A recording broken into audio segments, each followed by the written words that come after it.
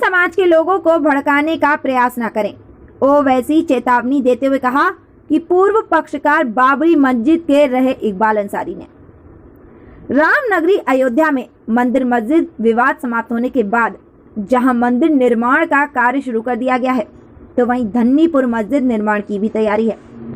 लेकिन इस मंदिर मस्जिद विवाद को लेकर आज भी राजनीति बंद नहीं है।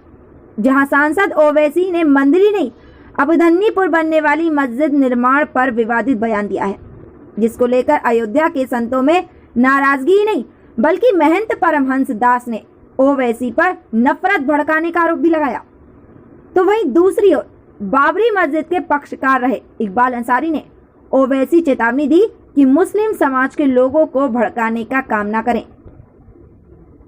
तपस्वी छावनी के महंत परमहंस दास ने कहा कि एक सांसद होकर के इस तरह के गैर जिम्मेदाराना और असंवैधानिक भाषण देना निश्चित रूप से देशद्रोह की श्रेणी में है।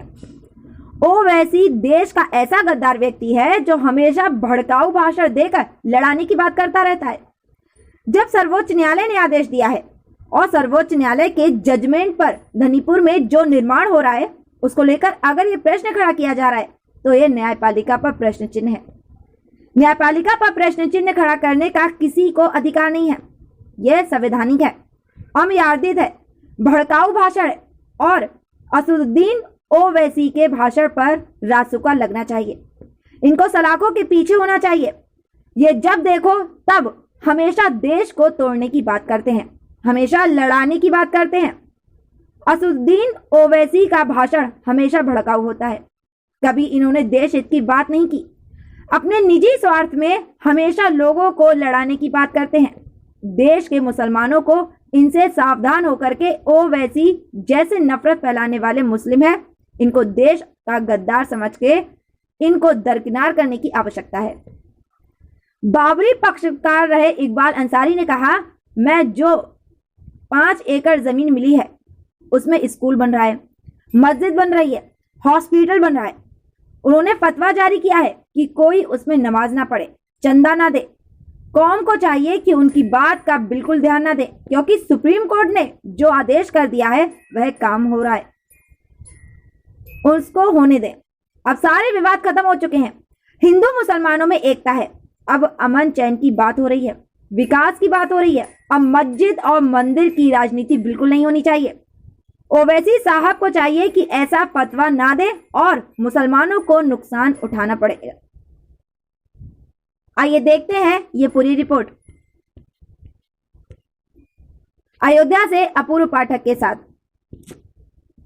एक सांसद होकर के अब इस तरह से गैर जिम्मेदाराना और असंवैधानिक जो है भाषण देना, यह निश्चित रूप से देशद्रोह की श्रेणी में है। असदुद्दीन ओवैसी जो है देश का ऐसा गद्दार व्यक्ति है जो हमेशा भड़काऊ भाषण दे करके और लड़ाने की बात करता रहता है। जब सर्वोच्च न्यायालय ने जो है तो आदेश दिया है और सर्वोच्च न्यायालय के जजमेंट पर धन्नीपुर में जो भी वहां निर्माण हो रहा है उसको लेकर के अगर जो है तो ये प्रश्न खड़ा किया जा रहा है, तो ये न्यायपालिका पर प्रश्न चिन्ह है और न्यायपालिका पर प्रश्न चिन्ह खड़ा करने का किसी को राइट नहीं है। यह जो है असंवैधानिक है, अमर्यादित है, भड़काऊ भाषण है और असदुद्दीन ओवैसी जैसे लोग जो है इनके ऊपर तो जो है तो रासुका लगना चाहिए, इनको सलाखों के पीछे होना चाहिए। ये जब देखो तब जो है हमेशा देश को तोड़ने की बात करते हैं, हमेशा लड़ाने की बात करते हैं। और असदुद्दीन ओवैसी का जब देखो ये जहर भरा भाषण होता है इसका। जब मैंने इसका स्टेटमेंट सुना, कभी जो है ये देश हित की बात नहीं किया। जब हुआ ये अपने निजी स्वार्थ में केवल एक दूसरे को लड़ाने के अलावा इसके पास राजनीति में और कुछ बचा ही नहीं है।